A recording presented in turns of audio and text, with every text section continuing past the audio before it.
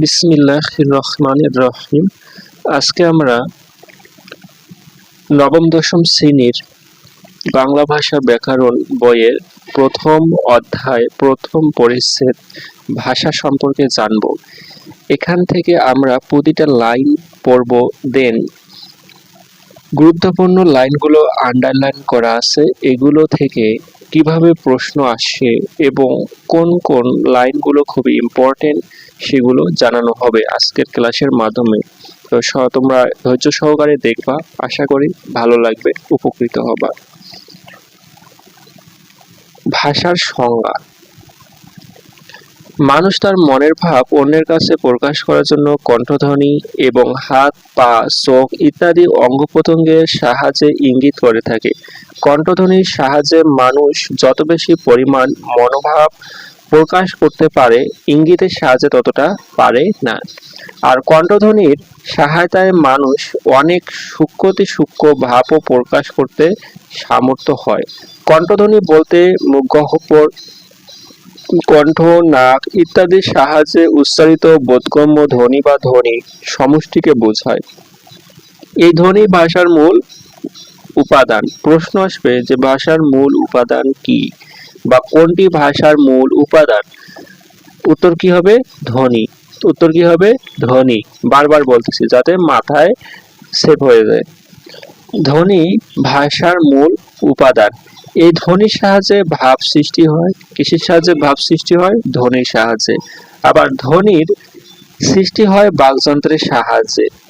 তাহলে ধ্বনি ভাষার মূল উপাদান, ধ্বনির সাহায্যে ভাষা সৃষ্টি হয়, আবার ধ্বনি হলো বাকযন্ত্রের দ্বারা ধ্বনি সৃষ্টি হয়, আবার কিসের দ্বারা? বাকযন্ত্রের দ্বারা। তার মানে এখানে ধ্বনি দিয়ে তিনটা, কয়টা? একটা, দুইটা, তিনটা।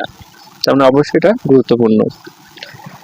এরপর বলছে যে গলনালী, মুখবিবর, কণ্ঠ, জিহ্বা, তালু, দাঁত, নাক ইত্যাদি বাক প্রত্যঙ্গকে এক কথায় বলে বাকযন্ত্র।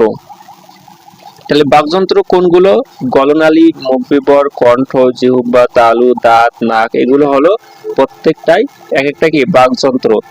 এই বাকযন্ত্র দ্বারা উচ্চারিত অর্থবোধক ধ্বনির সাহায্যে মানুষের ভাব প্রকাশের মাধ্যমকে ভাষা বলে। স্টার চিহ্ন দেওয়া আছে, এটা খুবই গুরুত্বপূর্ণ এবং পরীক্ষায় বারবার আসে এবং 100% এটা আসবেই।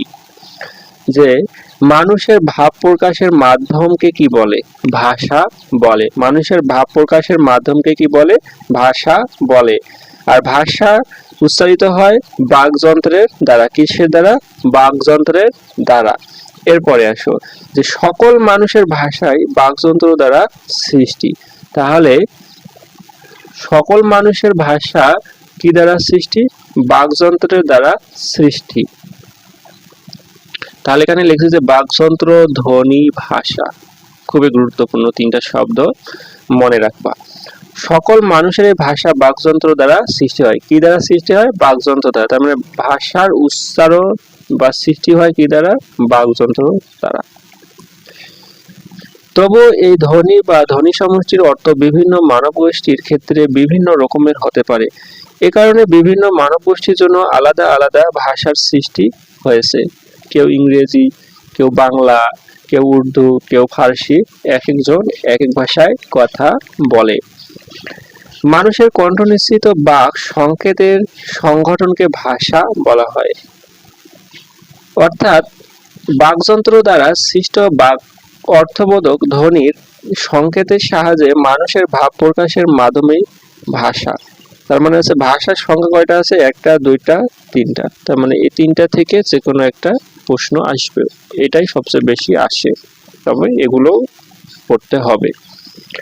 দেশ, কাল ও পরিবেশ ভেদে ভাষার পার্থক্য ও পরিবর্তন ঘটে। তাহলে বলছে যে দেশ, কাল ও পরিবেশ ভেদে ভাষার পার্থক্য পরিবর্তন ঘটে।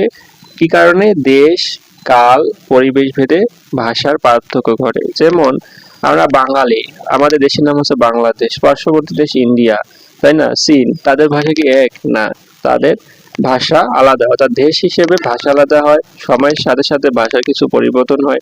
এবং পরিবেশ, যেমন বাংলাদেশের বিভিন্ন অঞ্চল আছে, যেমন চট্টগ্রাম, দিনাজপুর, এই দুই জেলার বা বিভাগের, রংপুর বিভাগের ভাষা কিন্তু কিছুটা কি আলাদা মনে হয়, যে সবাই বুঝতে পারে না, বুঝতে কি হয় সময় লাগে বা কষ্ট হয়ে যায়।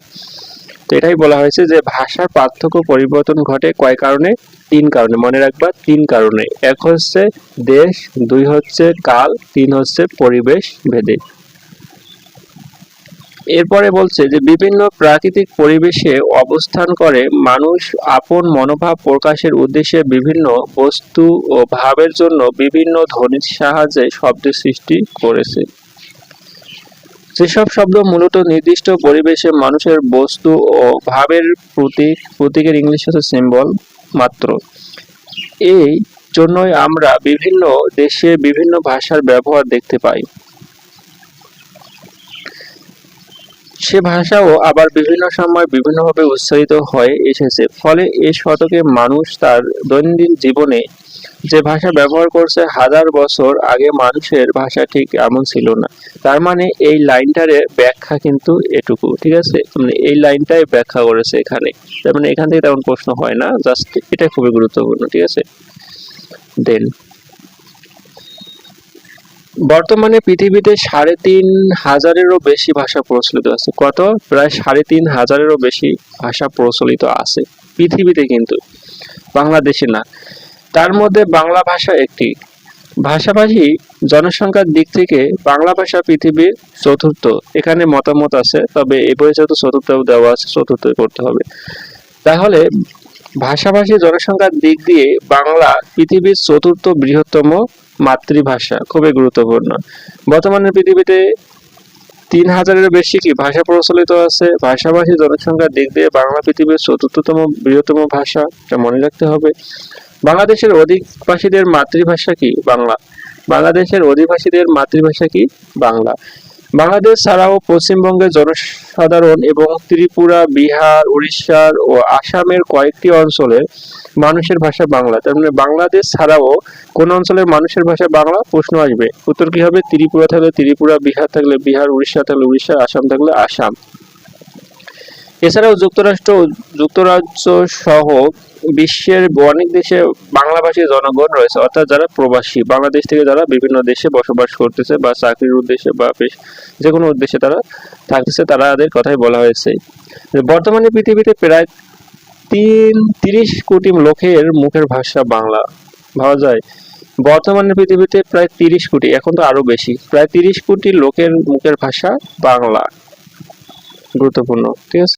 এখানে গুরুত্বপূর্ণ একটা শখ দেওয়া আছে, যেখানে বোঝাচ্ছে যে বাংলা ভাষা হচ্ছে লৌকিক এবং মৌখিক। বাংলা ভাষা হচ্ছে লৌকিক এবং মৌখিক, দুই ধরনের। আবার লৌকিক ভাষাকে দুই ভাগে ভাগ করা হয়েছে, একটা হলো কি সাধু, একটা হলো কি চলিত। সাধু মানে সর্বজন স্বীকৃত লেখ্য রূপ, সাধু ভাষা কি লেখ্য।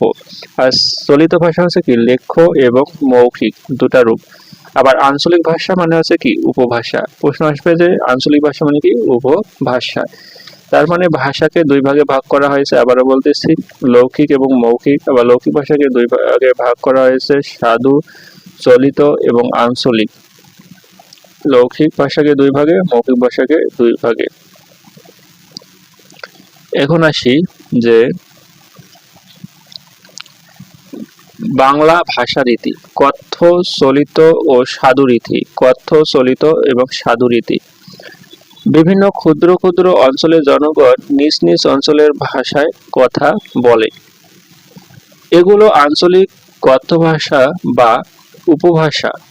তার মানে নিজ নিজ অঞ্চলের ভাষা হলো কি আঞ্চলিক ভাষা, সেটা কথ্য ভাষা বা উপভাষাও। প্রশ্ন আসতে পারবে এখান থেকে। তো পৃথিবীর সব ভাষারই উপভাষা আছে, পৃথিবীর সব ভাষারই কি আছে? উপভাষা আছে, মনে রাখবা। এক অঞ্চলের জনগণের মুখের ভাষার সঙ্গে অপর অঞ্চলের জনগণের মুখের ভাষা যথেষ্ট পার্থক্য দেখা যায়। ফলে এমন হয় যে এক অঞ্চলের ভাষা অন্য অঞ্চলের লোকের কাছে দুর্বোধ্য হয়ে ওঠে। উদাহরণস্বরূপ আমি পূর্বেই বলেছি যে চট্টগ্রাম অঞ্চলের মানুষের কথার ভাষা দিনাজপুর বা রংপুর বিভাগের লোকের কাছে কি খুব সহজবোধ্য কি? না। এ ধরনের আঞ্চলিক ভাষাকে বলা বলার ও লেখার ভাষা হিসেবে সর্বজনীন স্বীকৃতি দেওয়া সুবিধাজনক নয়, কারণ তাতে বিভিন্ন আঞ্চলিক ভাষাভাষীদের মধ্যে ভাবের আদান প্রদান অন্তরায় দেখা দিতে পারে। অর্থাৎ তারা বুঝতে পারবে না, আমিও বুঝতে পারবো না, কেউ বুঝতে পারবে না এবং খুব কষ্ট হয়ে যাবে, কারণ বিভিন্ন অঞ্চলের ভাষা বিভিন্ন ধরনের। আবার খুলনা, বরিশাল, বরিশাল্লা, খুলনা, এক এক অঞ্চলের ভাষা একরকম, তার মানে এই ভাষা সর্বজনীন স্বীকৃত দেওয়া হয় না।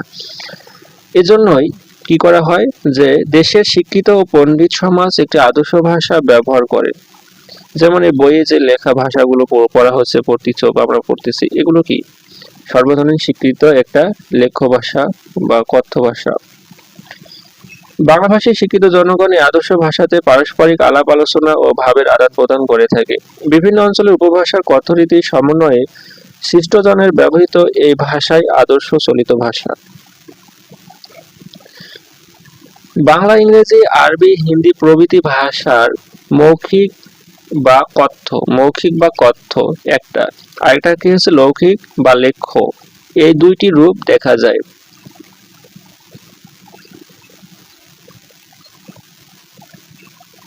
এই কথাটাই এখানে ছক আকারে দিয়েছি।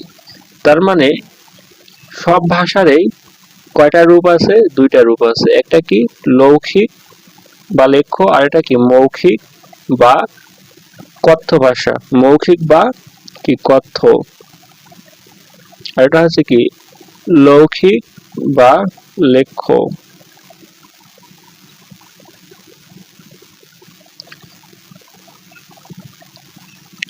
ভাষার মৌখিক রূপের আবার রয়েছে একাধিক রীতি। একটি চলিত কথ্যরীতি, অপরটি হলো আঞ্চলিক কথ্যরীতি। এটা কোথায় দেওয়া আছে? এখানে এটা হচ্ছে চলিত, এটা কি আঞ্চলিক।